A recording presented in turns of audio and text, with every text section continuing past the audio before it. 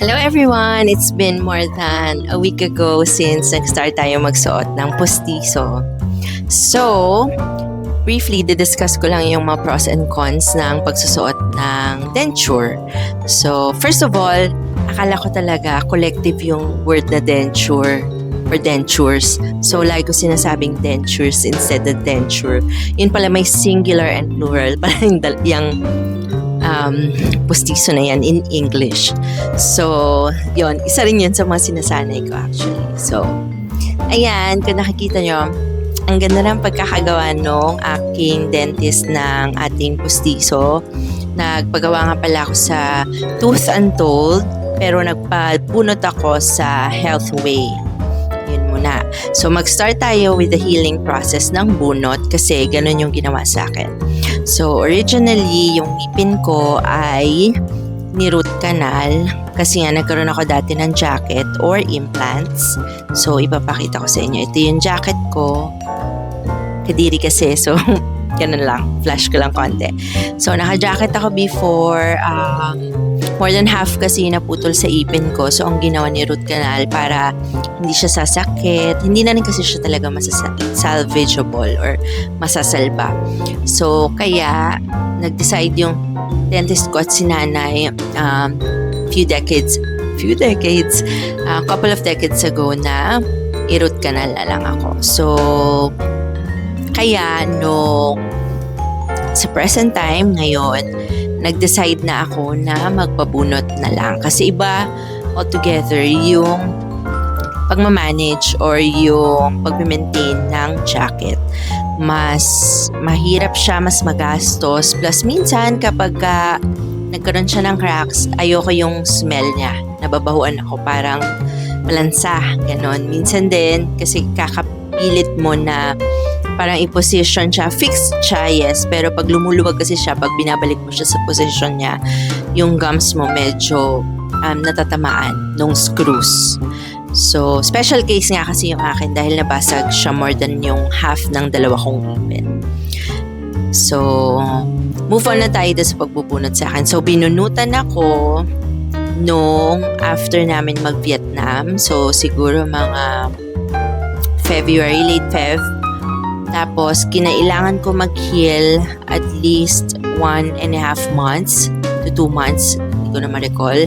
Pero, ganon. So, bumalik ako dun sa doktor ako na gumawa ng aking postizo, si Doc Kath, from Tooth Untold, dyan sa Tramo, Pasig. So, tinignan, chinek kung pwede na akong sukatan. Kasi pala, hindi ka pwede right away na after mo mabunutan ay susukatan ka na. Kasi nga, nag-heal pa yung gums tapos medyo mag-shrink pa yung iyong gums after ng 2 months. Ganon. At gusto mo rin na gusto rin ni Doc, syempre, na pag pinifeel niya yung aking gums, dapat wala na siya yung parang sensation na nag-heal pa siya sa loob or yung parang ang tender niya pa.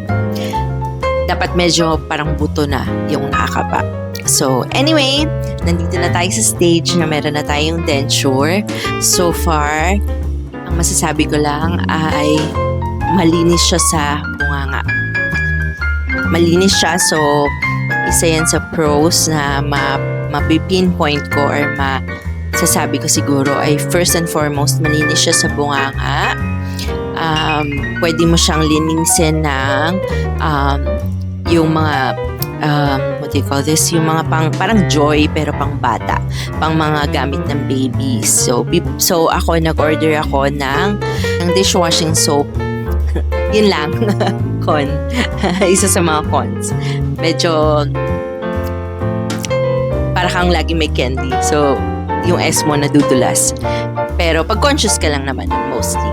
So first nga yon ay napakalinis niya sa bunganga. So anytime na gigising ka, malilinis mo siya ng pwede yung mga mild soap, yung basta yung mga ginagamit sa mga baby, okay siya.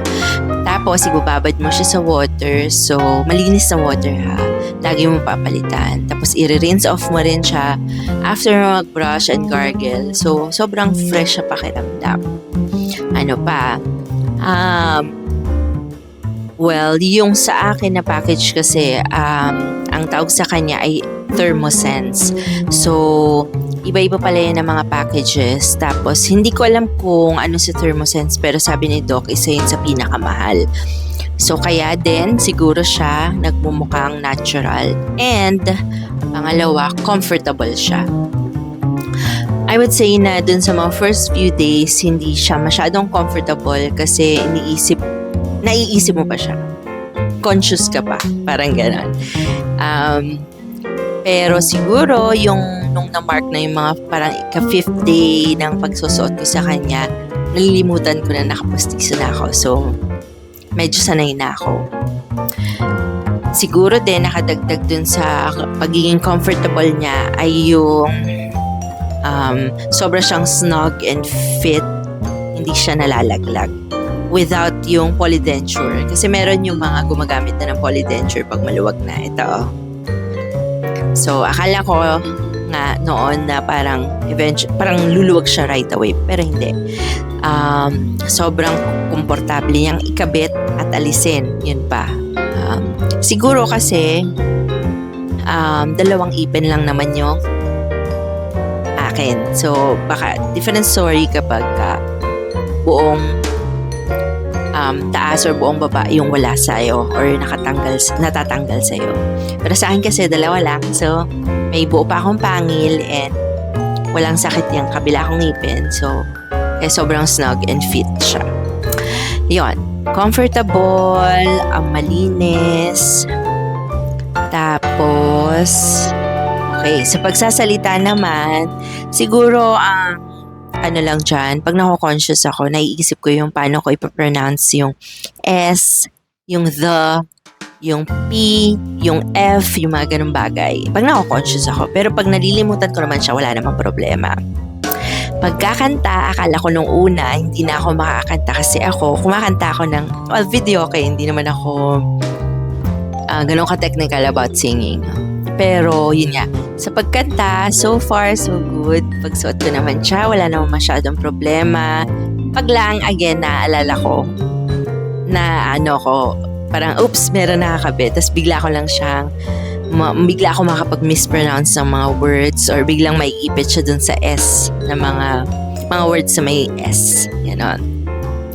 So, but yung talsik ng laway, wala rin namang problema. Okay din siya. Sa pagkain, okay, sige.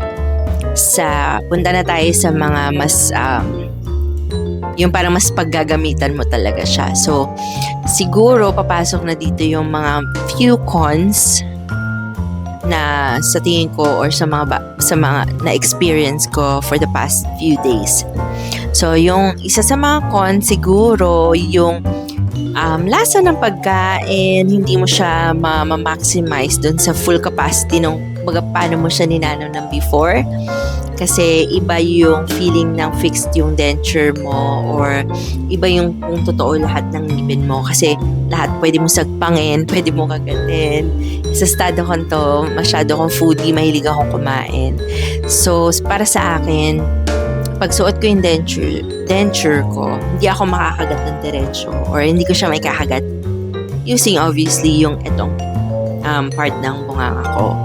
Pero that's mostly pag nasa labas ako or nasa public place ako. So, hindi naman kasi, diba, proper or okay na panay-panay din ang tanggal mo nito in public. Hindi lang, wala akong pake dun sa kung nakakaya ba siya or ano. Pero kasi, yung buo mong bungang, yung kumbaga yung mouth mo, baka lumuwag yung ngipin mo pag nasanay ka ng 90% of the time nakatanggal yung postiso. So, habang kumakain ako gamit ang denture ko, siguro dahil sa ngala-ngala, merong siguro about this size na parang nakatakip dun sa ngala-ngala mo. So, pinapaikot ko yung pagkain ko dito or dito, but not here. Lalo na yung matitigas. Yung malalambot, oo, nakakalusot-lusot sila. Pero minsan hindi mo gugustuhin kasi kapag malagkit yung pagkain, pwede siyang pumasok sa loob, pwedeng kumabit dun sa OG mo na ipin, dun sa pustiso mo. So, kailangan mo siyang imumog or i-rinse off nang nakatanggal. So, siguro yan yon. But, siguro, kung naman mainit yan, ganun. Hindi mo rin siya dapat ikagat ng mainit, ng matigas, ganun. So, lagi, siguro, parang medyo nagsasanay pa ako na iniiwas ko pa siya sa dentures ko. Pero sobrang minimal. Ako pag nasa bahay, tinatanggal ko pa din siya. Kasi asawa ko lang naman nakakita or pag may masarap na pagkain, kasama ko yung mga friends ko, tatanggalin ko pa rin siya. Kasi friends naman nakasama ko. So, okay lang sa kanila. Matatawa lang sila pagka bungal tayo. Ano pa ba? Pag nagsisleep yan, okay, sige, para sa mga curious. Para pagka natutulog ako, like yung mga matatanda, meron akong maliit na container na may water tapos nandun siya sa loob. Pero, yun nga, dahil ayoko rin na masanay na sobra naman siyang nakatanggal all the time, at baka bumagsak yung itong part ng mukha ko or magluwag yung ipin ko, minsan tinatry ko pag iidlip ako na suot ko pa din siya. So, ano bang experience pag tulog ka at gamit mo yung postizo mo? Para sa akin, nung umpisa, para ako nabubulunan. Kasi parang natutuyuan ako ng laway. Pero, nitong mga sumunod na araw na pinapractice ko siya, wala na lang, nalilimutan mo na lang. Para kang naka-retainers or naka-tooth guard. Parang gano'n. So, okay din siya. Okay naman.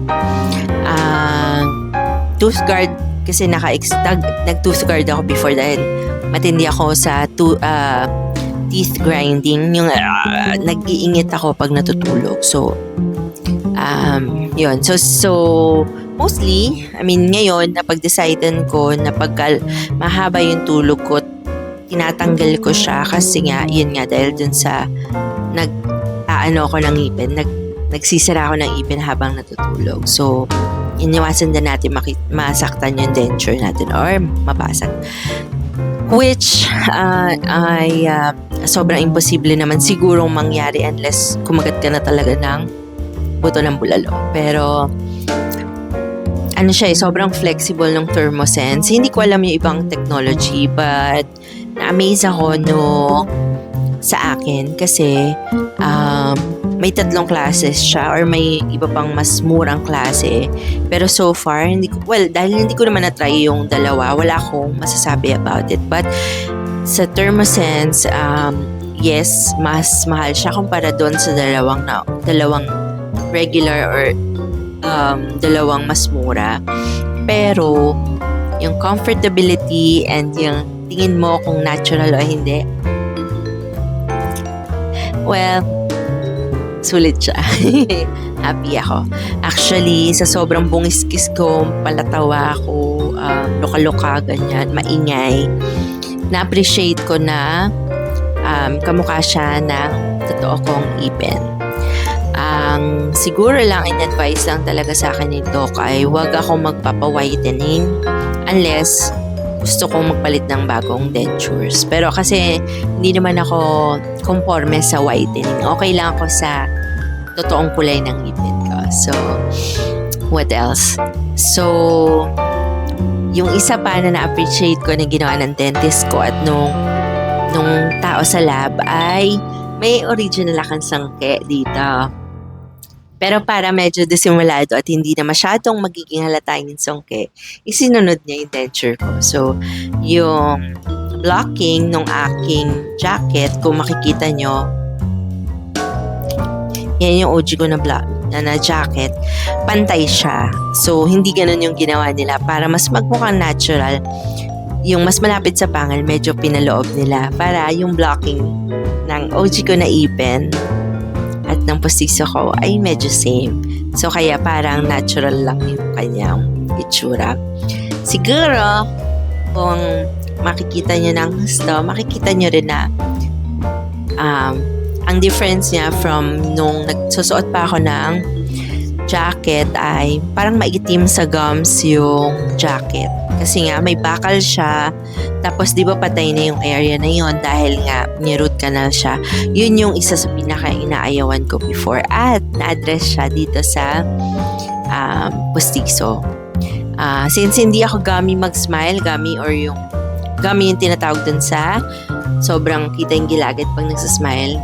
Okay siya sa akin kasi kahit pag nag-smile akong ganyan, hindi masyadong sumisilip yung pink na part or yung pecking gums nung iyong denture. So, overall, maaga pa kasi pero so far pabuti yung na-experience ko sa denture instead na pasama. Gets mo? I mean, walang masakit sa gums, walang masakit sa ngipin, wala yung parang feeling ko natutulak yung OG ko na ipin. Ang pagtatanggal ko sobrang dali, nare-relieve. Parang nung umpisa nga nahuhilo pa ako kasi siguro hindi sana yung bungo ko na parang may nagko-constrict sa kanya or nagre-restrict sa blood flow, parang ganon. So, nung pagtanggal ko sa kanya, kaya ako takot na takot from the previous video, ewan ko napanood niyo yun. Takot na takot ako kasi nga sobrang higpit niya. At marami ako nakain nun, pero kailangan ko na siyang alisin kasi kailangan ko ma-practice and kailangan ko siyang linisin obviously. So, nung tinanggal ko siya pagluwag nung buho ko, nung panga ko, nung taas, biglang nahilo ako. Out of excitement din siguro. Pero ngayon nga, ngayon nasanay na ako. Gamit ko na yung dila ko. So pagka pinapasok ko siya, aabang ko siya dito in between dun sa buhay kong ngipin. Abang ko lang siya, tapos gamit ko yung tongue ko kasi di ba strong naman yung dila. So pinutulak ko siya pataas, tapos maglalatch na siya, bigla siyang tutunog na gano'n. So, mabilis lang, kabit na siya. Pag naman naalisin ko, dahan-dahan, kukunin ko siya gamit yung minsan 2 kamay, pero dahil medyo sanay na ako, isa, pwede naman. Tapos, paluluwagin ko lang konti, hatak, tanggal na siya agad. So, yun, what else? Siguro eventually magpo-polydenture na ako kasi kung mas mag-heal pa siya, definitely, luluwag yung pustiso. Ayaw naman natin agad magpalit. So, I don't know how long this will last, yung aking pustiso. Pero, sobrang pleased ako to have it and pleased ako na gumagamit ako ngayon ng denture. Baka iba ang storya kapag ngayon pagka medyo mas marami na yung natanggal sa'yo. Wala ka ng pangil and all that. So, baka ibang storya na altogether. But at least, sa akin na 2 lang yung kailangan ko ng denture. Very good siya. And sa ilalim ng ipin ko, yung iba lablok yung ipin ko. Wala po akong sirang ipin. Mga pasta yan, yung mga old school na paraan ng pagpapasta. Kasi may 2 options before. Ewan ko kung safe pa to. Pero, so far yung sa Healthway na nakakita niya yung ipin ko sa baba, parang sabi naman niya, okay naman yun. Hindi ko naman nakitaan ng crack. Pero syempre, mas maganda kung papa-x-ray mo yung buo mong bunganga para talagang, alam mo yun, ma-check natin lahat sila kung kailangan na silang palitan ng pasta. Actually, pwede mo siyang unahan, parang gano'n. So, wala pa ako doon. Wala pa yung bulsa ko doon. So, dito muna tayo. So, since ganito nga yung experience ka dito, parang gasa kang palagyan ng removable dentures yung sa bagang ko na tagal na rin ito. So, matagal naman na tong walang ngipin. Pero, good thing, hindi pa naman naluwag yung sa ibaba ko. But, nasabi ko nga kay G, sa asawa ko na, baka mag-denture ako sa dentures na. Kasi 3 na sila. So, but naisip ko na magde-dentures ako dito 2 sa ibaba. But, iba na yon. Sa ibang panahon na ulit siya. Kailangan ulit natin siyang paghandaan. At least, na-menos na yung part na kailangan ng bunot at ng healing. At least, bunot. Baga, parang susukatan na lang siya. Tapos, G na. Ganon. So, yun lang. Salamat. Masyadong mahaba. But, gusto ko lang i-share yung experience ko sa denture para dun sa mga nagbabalak at sa nag-iisip. But, mas mas okay or the best kung magkukonsulta kayo sa mga dentist.